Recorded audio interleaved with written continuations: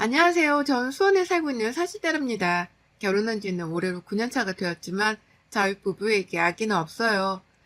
제 모든 사연을 여러분들께 천천히 들려드리려고 하는데 이게 뭐라고 이렇게 떨리는지 모르겠습니다. 그럼 천천히 여러분들께 제 사연을 들려드리도록 할게요. 저는 남편과 20대에 만났고 3년 정도 연애를 하다 결혼했습니다. 처음 남편과 결혼할 때만 해도 제게 무슨 일이 벌어질지 몰랐어요. 꼭 결혼을 한 후 불행해졌다고 말하고 싶진 않지만 또 그게 아니라고 말할 수도 없기는 합니다. 남편과 저는 아이에 대한 로망이 컸던 부부예요. 로망이라는 표현이 조금 그렇지만 저희 부부를 닮은 아이 딱 둘만 낳아서 헌신하며 키울 준비가 되어 있었죠. 그러나 현실은 그렇게 호락호락하지 않았습니다. 결혼하고 한 2년 동안은 소식이 없어도 아직은 젊다는 이유 하나로 시간을 두고 기다렸어요. 2년이 지나고 나니 점차 불안해졌고 그때서야 병원을 찾은 저희 부부에게는 충격적인 소식이 들렸습니다. 제 몸에는 아무런 문제가 없다는 거죠. 그렇다면 혹시 남편에게 문제가 있냐는 제 물음에 주치의는 차마 선뜻 말을 하지 못하고 머뭇거리다 말을 했습니다. 저희 남편이 무정자증이라 아이 갖는 건 쉽지 않을 것 같다는 거죠. 한마디로 그냥 포기하고 살려는 말인데 상상도 못했던 일이라서 그런지 너무 아프더라고요. 어떻게 이럴 수 있는지 말도 안 된다며 정말 확실하냐고 묻고 또 물었습니다. 그 이후에 다른 병원도 여러 곳을 갔지만 모두 같은 소견을 말씀해 주셨고 포기를 해야 했어요. 남편은 제가 얼마나 아이를 원했는지 잘 알고 있었기에 허무함에 빠져있는 저를 보며 힘겨워했습니다. 여보, 정말 미안해. 내가 뭐라고 말해야 할지 정말 모르겠는데 솔직히 나도 지금 너무 충격적이라 생각 정리가 쉽지 않네. 그렇겠지. 근데 나도 그래. 예상치도 못한 얘기를 들은 거라 막막하고 답답해. 대체 이걸 어떻게 받아들여야 할지 나 솔직히 잘 모르겠어. 우리가 아이를 얼마나 원하는지는 서로가 너무 잘 알고 있잖아.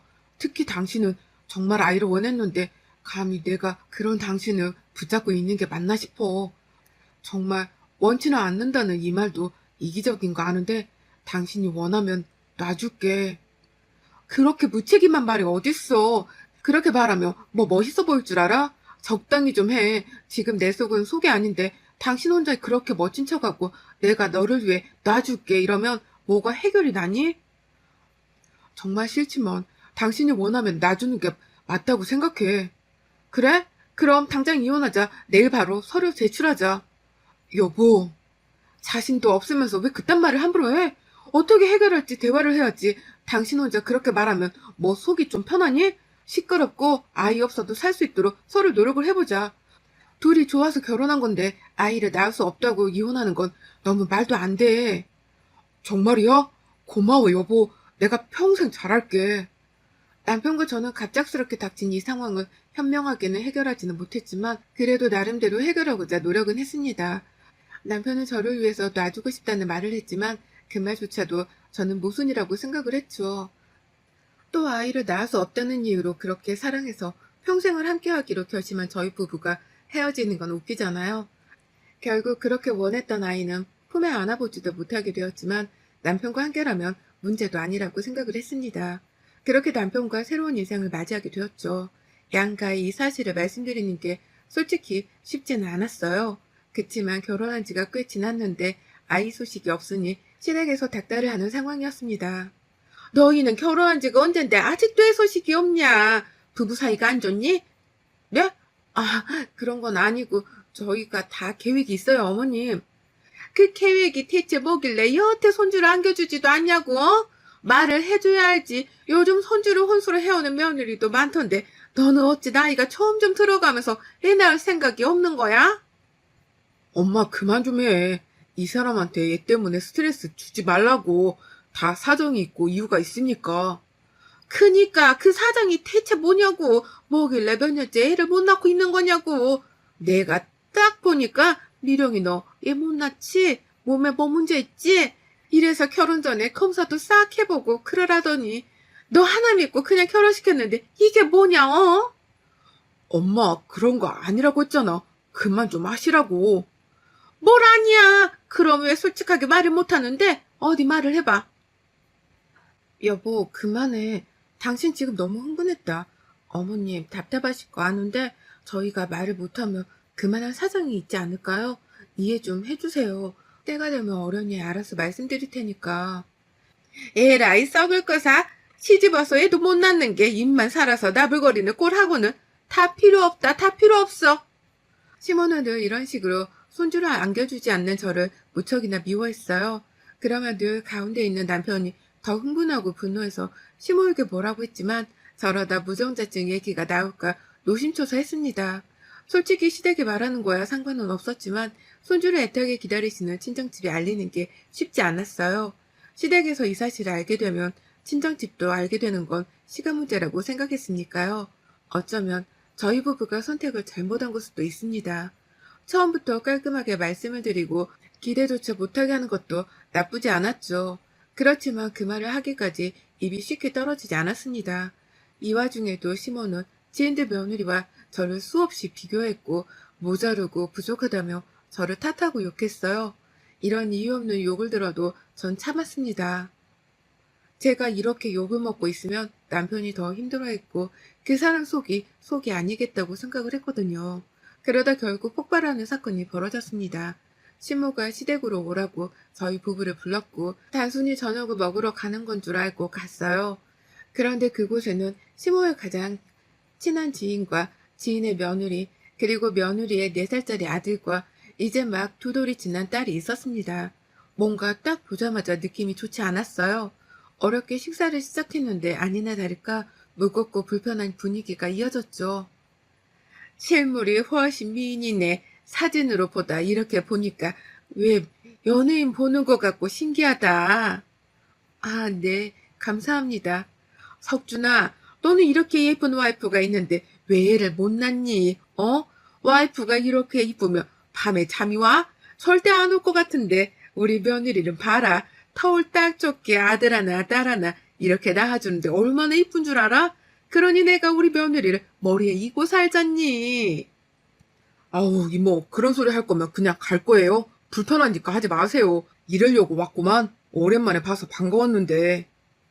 너희 엄마가 오죽 답답하면 우리를 불렀겠냐. 이유가 있으면 무슨 이유인지 말을 해줘야지.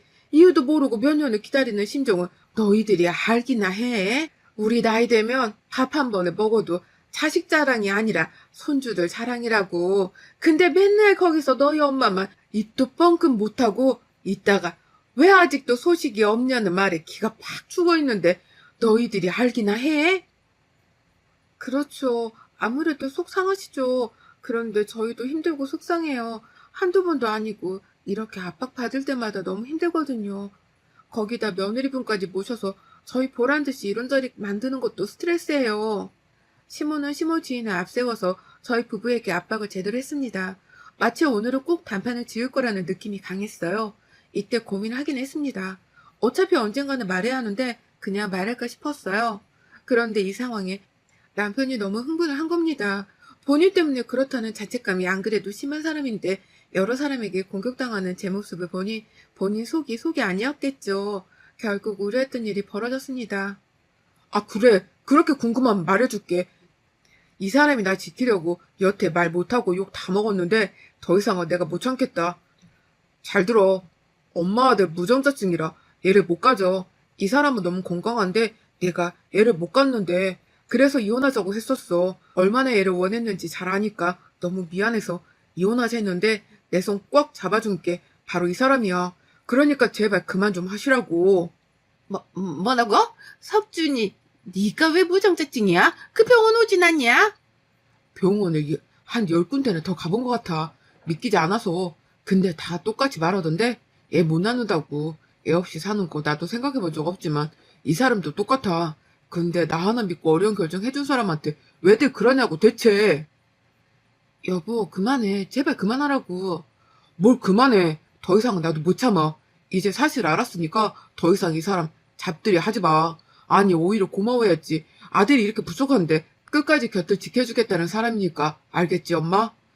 그리고 이모도 그래. 우리가 보고 산 지가 몇십 년이라고 해도 이런 애매한 문제에 며느리의 손주들까지 앞세고 그러는 거 아니야. 아이고 이게 뭔 소리야. 말도 안 돼. 네가 뭐가 부족해서 애를 못 가져. 난 인정 못해. 너 지금 미령이 저 썩을 거다한테 문제 있는 건데 네가 대신 감싸주려고 말하는 거지 어? 나랑 손잡고 병원 와, 그럼. 그리고 이 사람한테 썩을 것이라고 함부로 말하지 말고. 엄마는 진짜 최악이야, 최악. 그렇게 남편을 시모로 완전 뒤집어 놨고 시모 주인과 며느리라는 사람은 소리도 없이 조용히 나갔습니다. 눈물이 하염없이 흐르더라고요.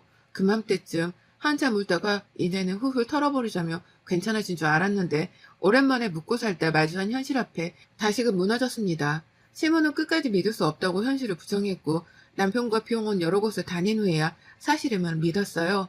그 후 제게 연락조차 하지 않았습니다. 그렇게 저를 잡들이 했는데 아무래도 민망하긴 하겠죠. 저 역시 오히려 그게 편하고 좋아서 딱히 연락하지 않았습니다. 다만 저희 친정집에 말하는 게 쉽지 않았어요. 어차피 이렇게 된 거 언제고 분명 알게 될 사실인데 적어도 제 입으로 상황을 말해주는 게 맞다고 생각을 해서 전 친정집에 가서 말했습니다. 엄마, 아빠, 놀라지 말고 들어줘. 사실 우리 얘기 못 가져. 결혼하고 한 2년쯤 지났을 때 하도 애가 안 생겨서 병원 가봤더니 그 사람이 무정자증이라네. 이 현실을 받아들이고 우리는 인정하고 지금껏 잘 살고 있는데 엄마, 아빠한테 말하는 게 쉽지가 않아서 망설여졌어. 너무 늦게 말해서 미안해. 그동안 기대 많이 했을 텐데.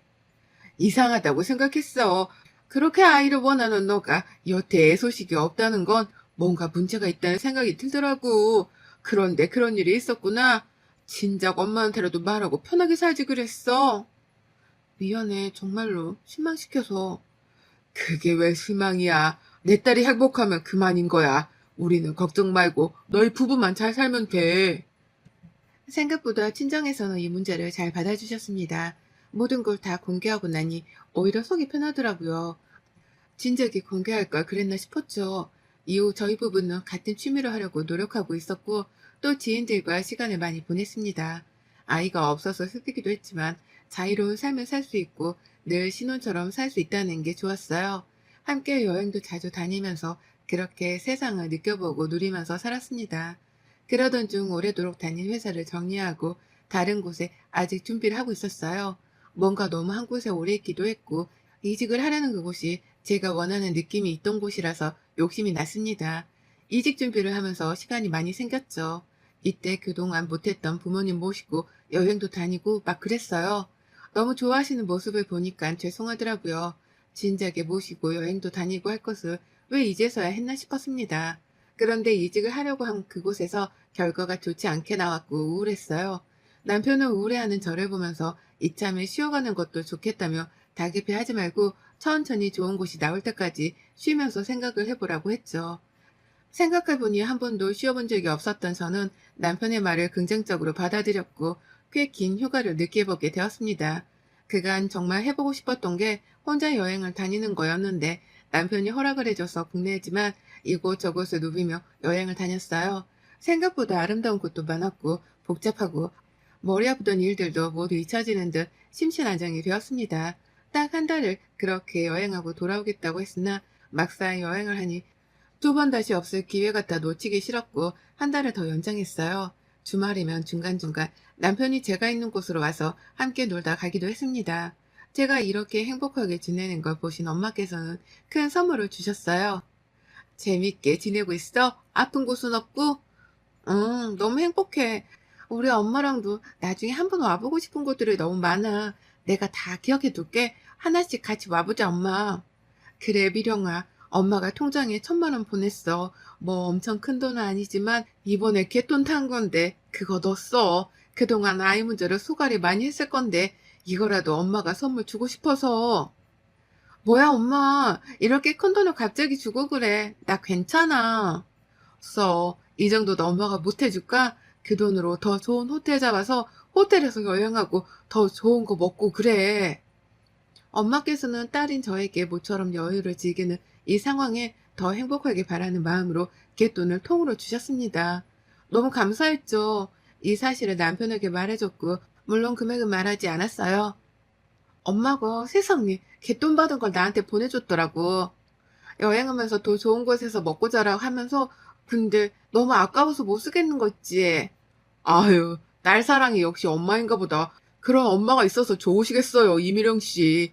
이참에 장모님 말씀처럼 돈 아끼지 말고 좋은 곳에 가서 먹고 자고 해봐. 너무 아끼면서 여행하면 아쉬움이 남는다, 당신. 그러려고 시간도 얼마 안 남았는데 이제는 호화로운 여행을 즐겨볼까 봐 이렇게 믿고 보내주는 남편의 갯돈 쥐어주며 여유롭게 여행하라는 엄마까지 있으니 나 너무 행복하다. 이게 다 당신 복이야. 당신이 그만큼 잘하니까 돌아오는 거지. 남편과 친정엄마 덕분에 너무 행복하게 여행은 마무리했습니다. 그렇게 다시 현실로 돌아와서 취직을 했고 예전과 똑같은 일상을 보냈어요. 하루는 시모가 저를 따로 불렀습니다. 가분이 엄마 갯돈을 받아서 혼자 휴가를 다녀왔다며 제게 막 뭐라고 하는 거예요. 너 들어보니까 사돈한테 갯돈 받아서 혼자 휴가 보냈다며? 네 남편은 죽어라 일하는데 너 혼자 그렇게 돌아다니니까 좋디? 어? 좋았어? 네?